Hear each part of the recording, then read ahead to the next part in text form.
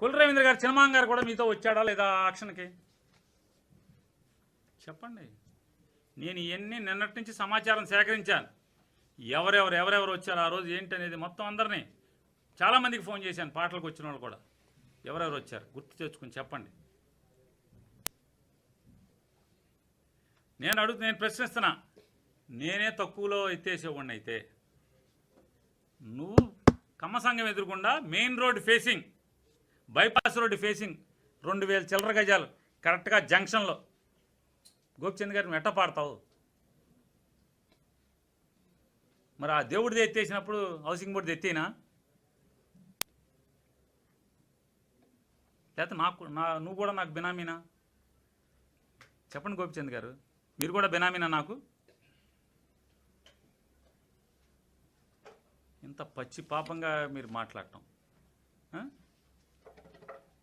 నేను అంటే నన్ను అవినీతి పరుడు కింద చిత్రీకరించడానికి 2020 నుంచి మీరు ప్రయత్నం చేస్తూనే ఉన్నారు.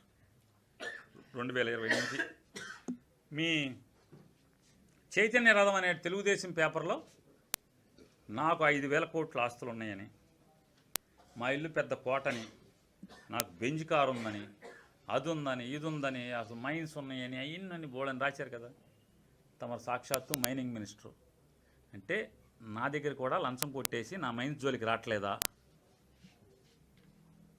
చెప్పండి రవీంద్ర గారు. నాకే మైన్స్ ఉండుంటే మీరు ఎంత తీసుకుని నన్ను మైనింగ్ చేసుకొని ఇస్తున్నారు?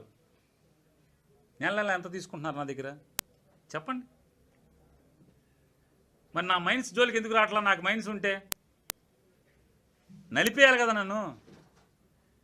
నన్ను మా అబ్బాయిని జైల్లో ఇస్తాను. ఈడీ వస్తుంది, ఇన్కమ్ ట్యాక్స్ వస్తుంది, విజిలెన్స్ వస్తుంది అన్నావు కదా. మైన్స్ రాదా? నా మైన్స్ ఉన్నాయని చెప్పారు కదా మీరు.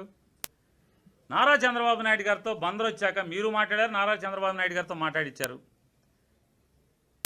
బైపాస్ రోడ్లో ఆనందపేట పక్కన వైశ్యుల ఆస్తి ఆక్రమించానని చెప్పారు. ఆక్రమిస్తే నన్ను పట్టుకుని జైల్లో వేయాలి కదా, ఎందుకే ఇట్లా? అలాగే మాల్ కట్టిన ఆయన దగ్గర మీరు చంద్రబాబు నాయుడు గారితో మాట్లాడిచ్చారు, మీరు మాట్లాడారు. నేను 50 కోట్లు ఎంత అడిగానని కాదు, అది 150 కోట్లు అడిగానా? 150 కోట్లు అడిగా అన్నారు.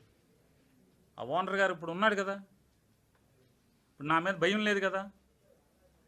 ఎందుకంటే మీ దగ్గర అంటే మీరు మార్కెట్ యార్డ్ చైర్మన్ ఇచ్చినటువంటి మహాపోటుగా